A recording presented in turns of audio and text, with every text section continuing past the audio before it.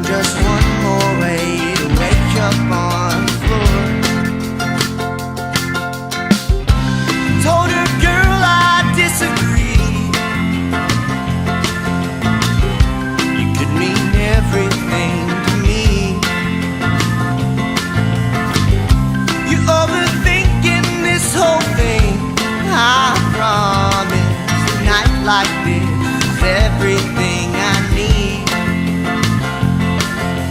It's all I've got left now. Ain't as bright as what it seems. But if you live on the edge, oh, we make a pretty good team. My state of mind is a mess. Not be honored if you leave the state behind with me. Hey, this is Rockstars 3.0, and I'm talking to the band Wicked Peace. So how y'all doing today?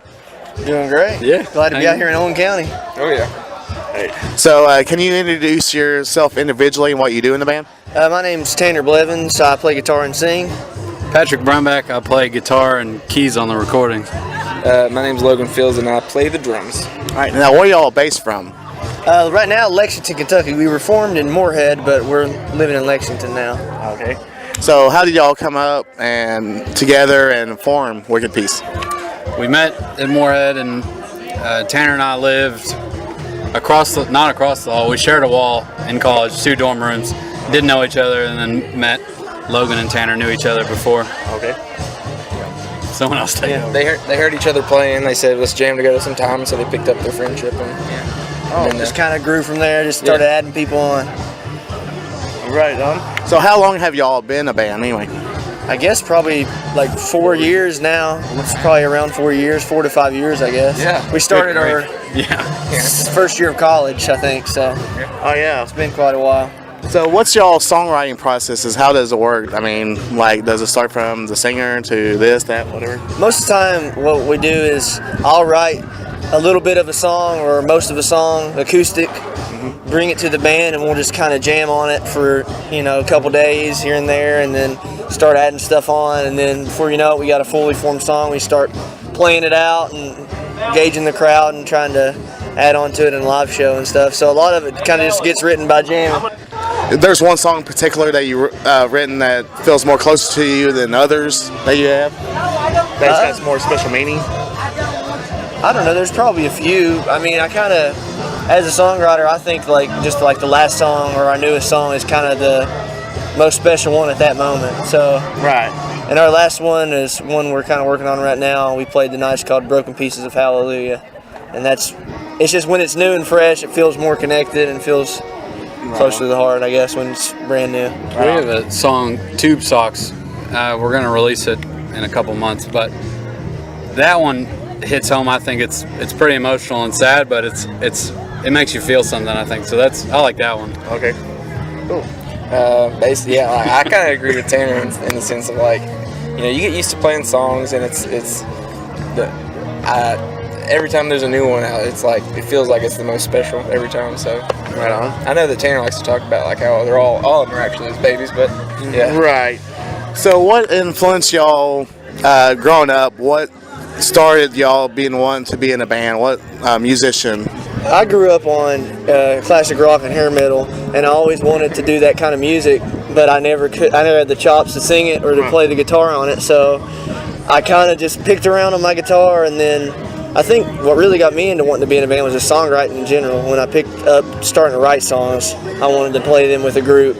I never really thought at this point in my life I'd be playing music, being in a band when I was growing up. But then once I found songwriting, I kind of decided this one I wanted to try to pursue a little bit. Right on. Oh, yeah. I think my uncle had a lot to do with it. I have a really musical family, and one of my earliest memories is smacking on his Stratocaster plugged in, just making awful noise. But I really think that was it right then. But Right. I don't know. I like folky stuff as if we're talking about bands that got me wanting music. And John Mayer, obviously. Oh, hell yeah. Can't get past John Mayer. Right on. It all started in the womb. No, my mother did say that I was tapping in her belly in church all the time during music, but when I came out, it wasn't long after that I was sitting on a drum kit playing, 4, 5, 6 years old. But you know, these guys got in college and they started doing their 2-man songwriting thing, and I said I knew Tanner growing up. We had a 12-year-old year baseball, 11, 12-year-old year, and I said I can play drums, and it went from there. But no, as far as influences go, I like older rock myself. This guy right here, Tanner, got me into it, but I went the Led Zeppelin way, and he didn't. So John Bonham's, and also just like hip hop and stuff. So anything percussion based, I take it and incorporate it if I really like it. Right on. So what's all in the corner for Wicked Peace? Like 2018, what's going on for y'all? We got 2 new singles we're working on putting out. We got one probably coming out, I think, next week. We're going to put out a music video, and then we got another one probably in a couple months. And we just put in a little home-based recording studio. So our kind of goal for this year is just to get in the studio and just put out as many demos and things as possible online, and just kind of see if anything sticks or if we can get anybody to listen to it. That's kind of our goal for this year, I think. Now, is there any like pre-rituals before we get on stage? I know y'all just got done playing here, and great set. I really enjoyed y'all. So, is there any pre-rituals to get warmed up or whatever y'all got to do? These guys, I don't really get involved with it. They like to just throw in like a quick jam while we're setting up, and that's always kind of their thing. It does kind of happen. Yeah, it's kind of unprofessional, but we like to do it. It feels good. It gets your brain pumping in the right direction, I think. I've never thought about it. Yeah. It sort of puts you sink in, lock in together right before the whole thing starts. Yeah. So, if nobody heard you before, what kind of music would you describe yourselves to be? You know, in that genre. I hate that labeled genre, but I mean, what would y'all categorize yourselves in? Based on like thinking about all of our influences, you know, Right. you can go from punk folk rock or not punk. What was it? What was it? Southern Folk hop and Southern roll. power pop rock. Yeah. We said one time. We try to just kind of mix everything, so it's kind of hard. If somebody asks that don't know us, I usually just say, "Oh, we're some sort of indie kind of thing." Yeah. But really, Right. indie's so broad. I guess that's why we kind of pop in there. Right on. So, what's some of the biggest challenges you have to overcome today being a musician? Like, I know there's so much social media sites, there's so much downloads and everything going on. So, what's some of the challenges you got to overcome to just be a musician? I think in 2018, there's so much of it out there, and it's just like, before, I guess, I wasn't around back in the day, but back in my parents' day, you form a band and you go out and play, and that's all you can do. Right. Save enough money to maybe put out a demo. Now you can record, you can post stuff on Facebook, you can make music videos, you can still play gigs. It's like there's so many routes you could go. It's like just knowing what way is the best way for you, I guess, is the biggest challenge, is trying to figure that out. Right. And also, there's a lot to do. Like, we film our own videos, and we have to gig around everywhere to make money to pay for the recordings.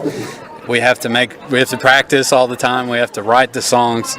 We have to keep up with social media, get merch designs and sell that. Like, it's just, there's a lot to do. And work. And work, because right now, realistically, we can't, I guess, afford to play all the time. We could, I guess, but it's hard. Yeah.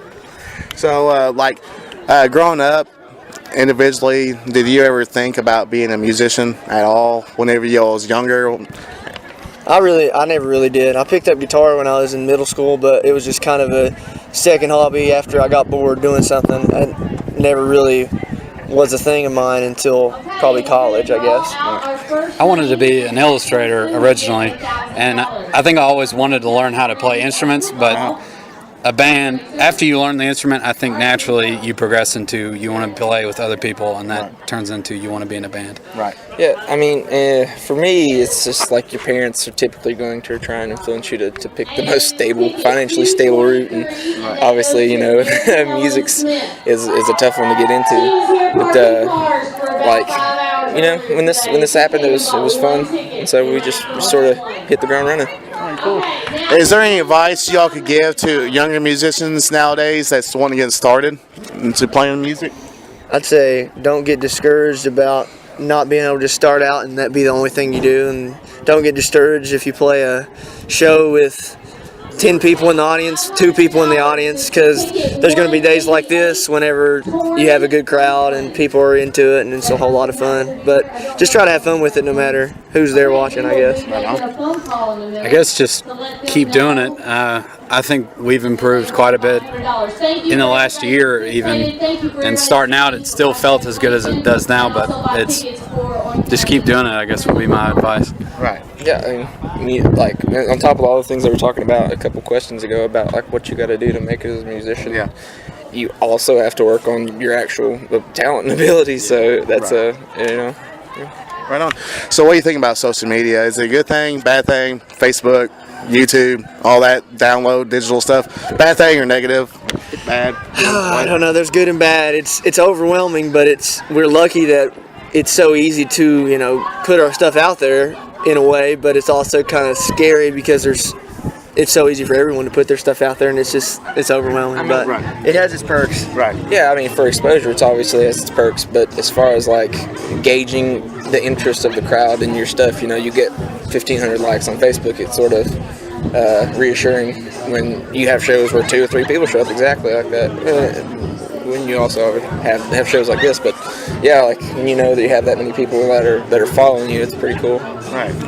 So, your thoughts? Forget the question. Social media. Oh, okay. Well, it is a lot of work, Yeah. but I think we get a lot of shows because we do put the effort into our social media. And it is a fun outlet.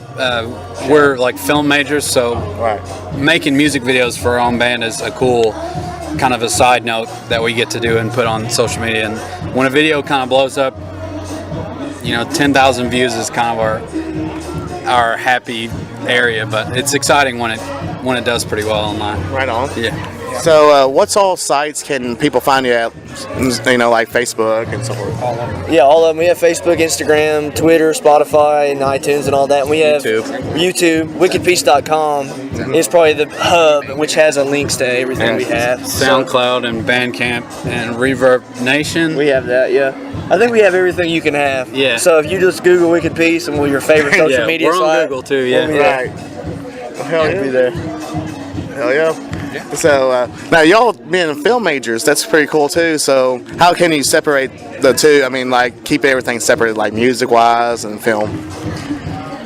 It's fun to not separate them, actually. Well, yeah, well, that's cool too. But I mean, I make commercials for my daytime job, and it's fun. It is a nice break to just switch to music. It's different parts of your brain, but also the same part, kind of. I don't know if that makes any sense, but it's fun. Yeah, I like combining them. It's a cool, it's a good feeling, I think. Well, thank you so much for talking to me. I got one more question. I'll let y'all go real fast. What does music mean to you?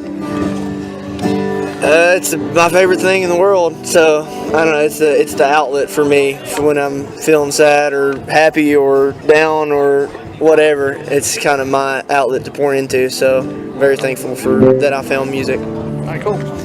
I don't meditate, but when I play guitar, it kind of feels like I am, and it does calm you down. It's weird. And when you play with other people, you get into this headspace, and you feel linked. Yeah, the flow. Our old bass player used to say that, but you really feel linked with the people you're jamming with, and I haven't been able to match that feeling. So that's what keeps me going. In terms of playing, I think those guys hit it on the head. But like for me, ever since in the teens, I never have turned music off. Like it's always going for me, because to me, like it's just you can always like take a situation, if you put the right music to it, it'll take the emotions that much higher, and like it's the beat. Right on. Keeps on going. All right. Well, thank you all so much for talking to me.